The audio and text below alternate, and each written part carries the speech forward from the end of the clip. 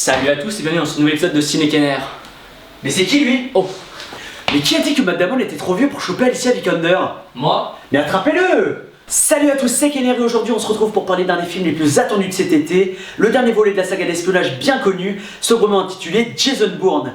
Paul Greengrass est de retour à la réalisation, Matt Damon est toujours là et Alicia Vikander fait un énorme carton. Ce film est une bombe. Bonne vidéo!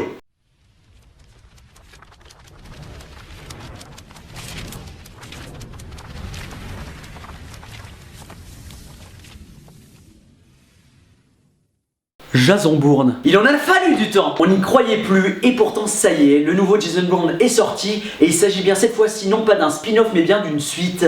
Paul Greengrass rempile, aussi Matt Damon et franchement ça fait plaisir de retrouver ce personnage qu'on avait tant adoré malgré ce mauvais spin-off sorti en 2012, Jason Bourne l'héritage, où il n'y avait même pas Matt Damon et ni le personnage de Jason Bourne. Et voilà, on était déçus et cette année c'est parti, on a vraiment une suite à la saga et ça c'est vraiment génial. Dès le début du film et la lancée du logo d'Universal, on a le droit au thème musical de Jason Bourne qui nous avait marqué dès La mémoire dans la peau et ça c'est déjà un beau retour aux sources qui fait vraiment plaisir. Ensuite on retrouve enfin notre personnage de Jason Bourne dès le début du film, on le retrouve en Albanie avec une scène vraiment très marquante où il va défoncer littéralement un combattant avec une seule grosse patate et franchement c'est vraiment sympa et ça commence déjà très bien.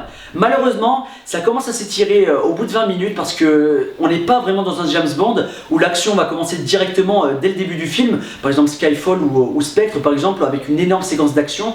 Là on est vraiment dans la mise en place des personnages, la mise en place des pions qui vont servir après à dérouler tout le scénario un petit peu labyrinthique des Jason Bourne en général, où Jason Bourne va en apprendre un peu plus sur son passé. A noter aussi le retour de personnages qu'on aimait beaucoup comme par exemple Nicky Parsons ou alors le directeur de la CIA joué par Tommy Lee Jones et aussi un nouvel atout, donc les personnages qui vont devoir tuer Jason Bourne. Donc il y en a un dans La mort dans la peau, un dans La vengeance de la peau et celui-là, le nouveau, est joué par Vincent Cassel, notre Vincent Cassel national qui franchement fait le job et a une classe inimitable. Mais rassurez-vous, les nouveaux personnages n'ont rien à envier aux anciens. En témoigne ce magnifique personnage joué par Alicia Vikander qui est un personnage super intéressant, super intelligent et franchement magnifique, on peut le dire. Et franchement son rôle dans le scénario est vraiment très important étant donné qu'elle va faire un petit peu la passerelle entre la CIA et le parcours de Jason Bourne, apportant des éléments de réponse et en même temps de l'aide à notre héros et c'est vraiment un personnage central. Quant à la réalisation de Paul Greengrass, elle n'a rien à envier au précédent volet et à La vengeance de la peau, étant donné qu'il y a toujours cette caméra épileptique, toujours en mouvement, toujours dans l'action, très oppressante et franchement prenante. Et puis j'aime beaucoup l'originalité de la mise en scène de Paul Greengrass, commençant toujours ses scènes par un énorme plan large situant l'action, et puis ensuite se concentrant plus sur ses personnages avec des plans très rapprochés, des inserts même, des très gros plans, qui rend vraiment la mise en scène très oppressante. Quant au scénario écrit cette fois-ci par Paul Greengrass et Matt Damon, on a vraiment affaire encore à un scénario très classique avec le scénario basique du chat et de la souris, donc une énorme course-poursuite pendant tout le film, mais franchement c'est très réjouissant, c'est très prenant, il y a beaucoup d'action et ça fait encore vraiment plaisir. Je vais aller changer ça.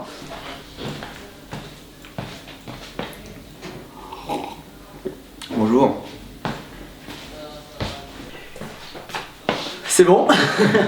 Et puis bien sûr toujours ce magnifique discours sur la sursécurité, la sursurveillance, un petit peu voilà à la Big Brother, un petit peu à la 1984, qui est franchement vraiment très sympa, qui nous amène à nous poser des questions sur notre propre société et qui vraiment est un plus dans une saga d'espionnage comme Jason Bourne. Sans parler de ces magnifiques scènes d'action et de poursuite qui sont omniprésentes dans le film et qui à coup sûr rassasieront les fans d'action et de divertissement. En conclusion, le dernier Jason Bourne est une réussite totale pour moi, autant dans son scénario que dans son jeu d'acteur, que dans sa réalisation.